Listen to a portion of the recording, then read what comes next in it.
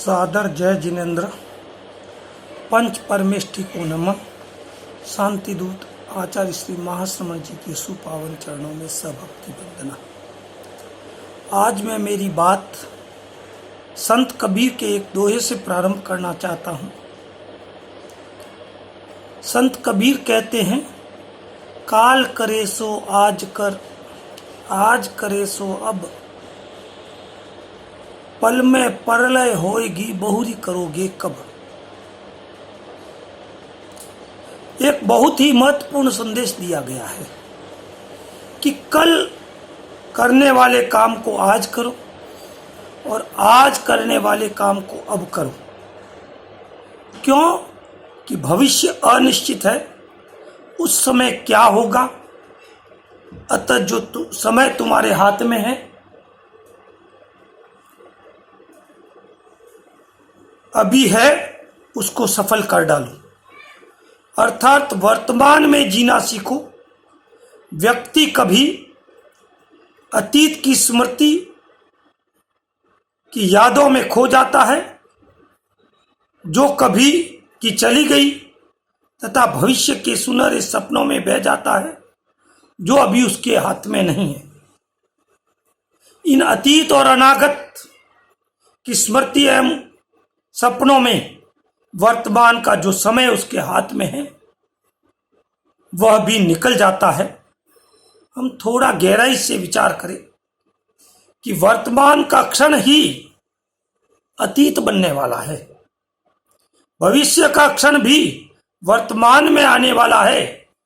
तो हमारे हाथ में क्या है? न अतीत है, न अनागत है, यानी न भूत है न भविष्य है, वर्तमान ही सब कुछ है। कहावत ही है कि धावते ने छोड़ आव तेरी इच्छा करने वालों सदा दुख पावे हैं। धावते का अर्थ जो बच्चा स्तनपान करने वाला है, आवते का अर्थ जो बच्चा अभी जन्मा नहीं है, जन्म लेने वाला है। अर्थात जो व्यक्ति जो जन्मा नहीं है उसकी तरफ तो ध्यान देता है, और जो जन्मा हुआ है उसकी उपेक्षा करता है, तो वह क्या होगा? जो जन्मा हुआ है वह भी नष्ट हो जाएगा, और आने वाला तो कैसा आएगा पता नहीं। बड़ी अच्छी बात कही गई है, गते शोको न कर्तव्यो भविष्यम येन चिंतयेत् वर्तमान काले न प्रवर्तन्ते विचक्षणा। समझदार और बुद्धिमान व्यक्ति वही है जो बीत गई है, अर्थात भूतकाल हो गया है, उसका शोक नहीं करता और भविष्य की चिंता नहीं करता, तथा जो समय उसके हाथ में है उसका भरपूर उपयोग करता है। हमें चिंतन करना है कि हम क्या करते हैं। एक ज्योतिषी जा रहा था, ऊपर आकाश की तरफ नजर थी, चल रहा था, आकाश के ग्रह नक्षत्रों की गणना कर रहा था। रास्ते में एक गड्ढा आया और ज्योतिषी उसके अंदर गिर गया। किसी महाशय ने उसका हाथ पकड़ करके बाहर निकाला। तब ज्योतिषी ने धन्यवाद देते हुए कहा, मैं बहुत बड़ा ज्योतिषी हूं, कोई सेवा हो तो बोलना।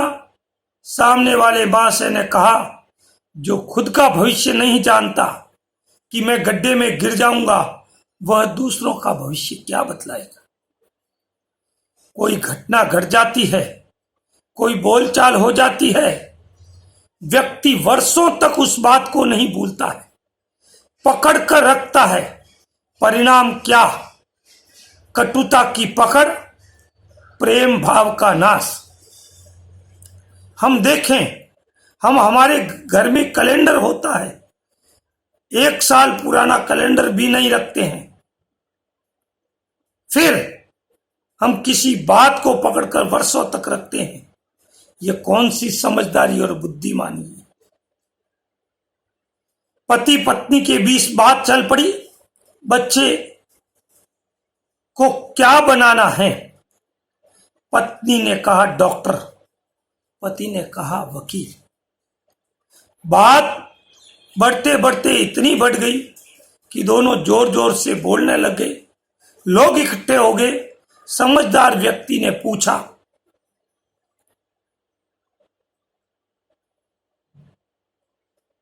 क्या बात है, आप आज इतने अशांत क्यों हैं? सारी बात सुनी और फिर उनसे पूछा, आपकी इच्छा तो बता दी, मगर उस बच्चे की क्या इच्छा है ये भी तो हम जान ले। जैसे यह प्रश्न दंपति ने सुना, तब उत्तर दिया गया उनके द्वारा कि बच्चा तो अभी पैदा ही नहीं हुआ है। हम इसी तरह भविष्य की बातों में उलझ जाते हैं। जो बात हमारे हाथ में नहीं है, उसके लिए हम अपने वर्तमान को भी नष्ट कर डालते हैं। 4 व्यक्ति परदेश गए। रास्ते में बुढ़िया के यहाँ खाना खाया। खाने के बाद में छाछ पी, आगे निकल गए। पीछे बुढ़िया देखती है कि जिस छाछ का बिलोना किया गया उस बर्तन में सांप मरा पड़ा है। उसको बहुत पश्चाताप हुआ कि आज अनर्थ हो गया, वो बेचारे यात्री मर गए होंगे। लेकिन कुछ वर्षों बाद देखती है वही व्यक्ति वापस उसके घर आते हैं। बुढ़िया ने जो ही देखा पूछा, क्या तुम जिंदा हो? अटपटा प्रश्न सुनकर के उन्होंने उत्तर दिया, माँ जी ये क्या पूछ रहे? तब उस बुढ़िया ने सारी घटना सुनाई।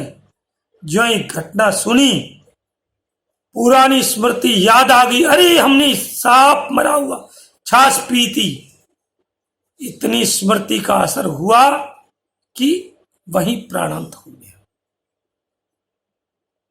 आप यह मत सोचे कि भूत और भविष्य एकदम बुरी बात है। भूतकाल से भी हम बहुत कुछ शिक्षा ले सकते हैं, सीख सकते हैं, और भविष्य काल के लिए भी हम प्लानिंग और योजना बना सकते हैं। मगर उसमें ही उलझे रहना अच्छी बात नहीं है। तभी तो कहते हैं कल किसने देखा है। इसलिए हम भूत और भविष्य को छोड़ वर्तमान जीवन को प्रबल पुरुषार्थ के साथ अच्छा बनाने का प्रयास करें, तो फिर सब कुछ अच्छा होगा।